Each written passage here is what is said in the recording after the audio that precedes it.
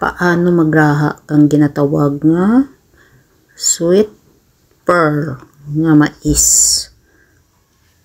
Mapabukal ka man ka tubig, kag pagbukal na amo ang pagbutang kang inyong nga mais dyan.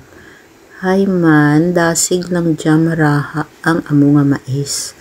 Within 25 minutes, pwede ka na makakain dyang mais. 20, 15 yan pwede rin, pero tag 25 minutes idak na niya paglaga para medyo rahagid.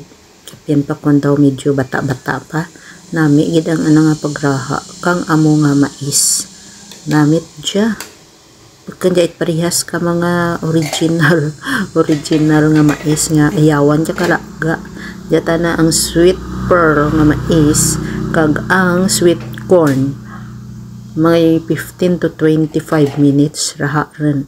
Basta pabukalin mo anay ang tubig antes ibutang ang inyong nga mais. Amo lang rang istorya ang ginatawag nga mais. Umpisahan ko na ang pagkain kang mais. Amo dya ang kanya ginraha nga mais for 25 minutes. Kanamit kang mais. Sino nakatiraw magkain diyang ginatawag nga sweet pearl nga mais. Sweet pearl ang variety kang mais nga dya. Or corn nga ginatawag sa Ingles. Diba?